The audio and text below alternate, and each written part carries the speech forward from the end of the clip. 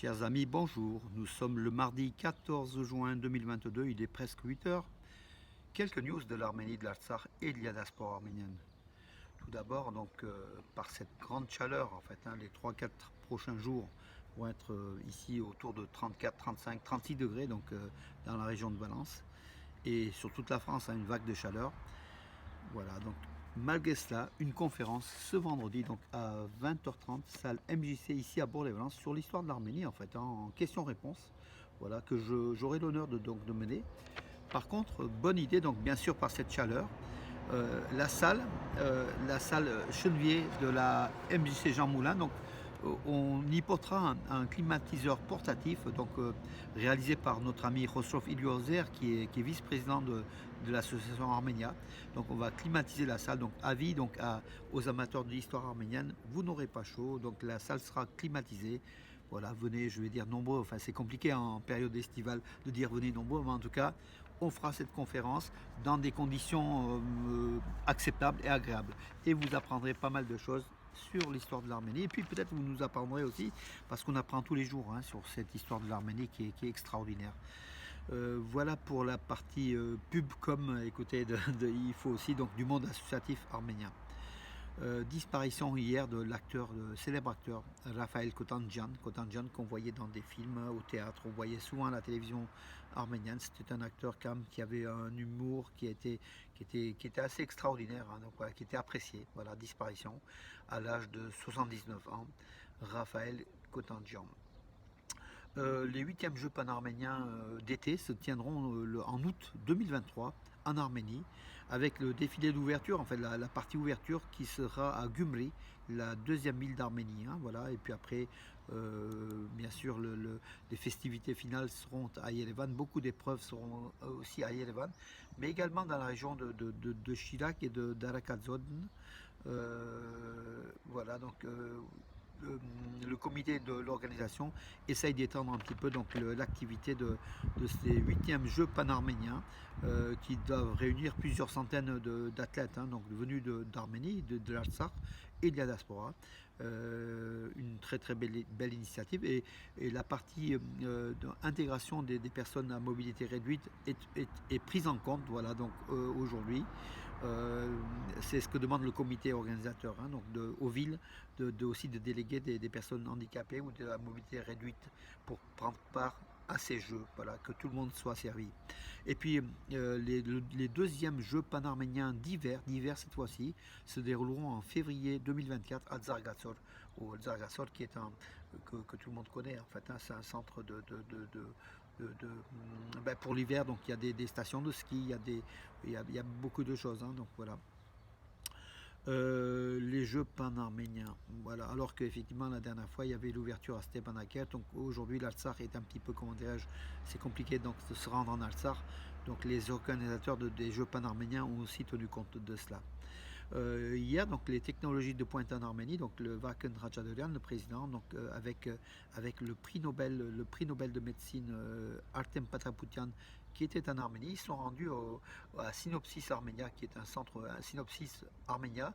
Ce sont des technologies de l'information, ce sont ces secteurs qui se développent très rapidement en Arménie. Et puis Synopsis est connu au niveau mondial. Voilà, ils ont été au centre de Synopsis Armenia faire une conférence avec justement ce Patapoutian, qui est prix Nobel et qui se sent très très bien en Arménie. C'est un Arménien né au Liban qui vit aux États-Unis et qui est proche de ses racines arméniennes. Voilà, il a obtenu l'an dernier le prix Nobel de médecine pour des découvertes. Alors oui, diplomatie arménienne, Nicole Pachinian est arrivé hier au Qatar, à Doha. Donc il est en visite de 2 jours, visite officielle de 2 jours à Doha. Tout se passe très bien. Donc en fait, vous savez, entre le monde arabe et le monde arménien, ça se passe très très très bien, puisqu'en fait les Arméniens sont entre l'Orient et l'Europe. Et puis les rapports sont chaleureux entre l'Arménie et ces pays de l'Émirat. Voilà.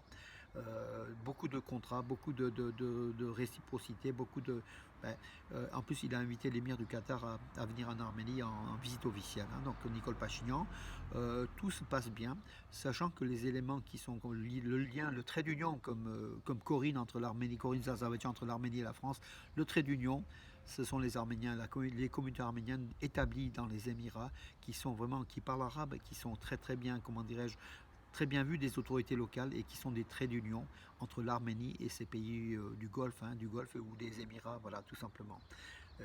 Donc la force de la diaspora arménienne au service de l'Arménie, au service de la diplomatie arménienne, c'est une très belle chose. Alors un touriste, un grimpeur, un alpiniste russe qui était parti donc sur le mont Aragas, qui est le plus haut sommet de l'Arménie, de la République d'Arménie, avec 4090 mètres. Donc ce touriste russe s'était égaré. Donc alerte, et puis les pompiers, en fait, les services de secours l'ont vite retrouvé. Donc voilà, fort heureusement, il a rejoint ses 3 camarades, ce russe, qui a été donc secouru par les pompiers donc de la région d'Aragatsson, donc qui ont vite délégué une équipe qui l'a trouvé. Alors oui, alors c'est courant ça. L'ambassadeur d'Azerbaïdjan au Brésil a envoyé une note de protestation à l'occasion de la visite de la conseillère du président de l'Artsakh. C'est une conseillère déléguée pour les affaires de la diaspora auprès du président Araïk Harutyunyan, au président de l'Artsakh. Elle s'appelle Azadoui Simonian. Elle a été donc reçue de façon, comment dirais-je, officielle au Brésil, avec le drapeau de l'Artsakh qui a été hissé. Et très vite, note de protestation de Bakou, des Azéris qui ne sont pas contents. Ça se passe au Brésil, il y a une communauté arménienne de 30-40 000 membres. Voilà, il n'y a pratiquement pas d'Azéris, mais bon, la diplomatie donc, de Bakou est toujours pareille. Elle croit encore que l'Artsakh, même la partie libre de l'Artsakh, lui appartient. Ce qui n'est pas le cas, et les Arméniens peuvent déléguer donc, à travers le monde autant de délégués qu'ils veulent et parler, et puis hisser le drapeau de l'Artsakh qui est reconnu au moins par l'Artsakh et puis par les gens qui reçoivent aussi, tout simplement. Alors, 2 petites nouvelles de sport, mes amis. Donc, le président de la FIFA et le président de l'UEFA vont se rendre en Arménie donc, entre le 15 et le 16 juin à l'occasion du 30e anniversaire de l'intégration de la Fédération arménienne de football aux organismes internationaux de l'UEFA, donc l'Europe, et de la FIFA, le football mondial. Voilà. Ces 2 présidents qui sont connus, voilà, donc il s'appelle l'UEFA, c'est Alexandre Schafferin, non pardon, c'est Gianni Infantino, l'italien, président de l'UEFA, et Alexander Schafferin, je crois qu'il est russe, je crois. Ils vont se rendre en Arménie à l'occasion donc de cet anniversaire, 30e anniversaire. L'Arménie a intégré la FIFA, donc la Fédération internationale de foot, et l'UEFA, l'Europe, en fait, la Fédération européenne de foot, en 92. Tout ça, mes amis, le football, me ramène à vous dire qu'aujourd'hui, 4e match de la Ligue des Nations, Ligue B, groupe 1 de l'Arménie. L'Arménie qui reçoit l'Écosse, Scotland, donc cet après-midi, ce soir, à 18h, au stade Handra Bedagan d'Yerevan.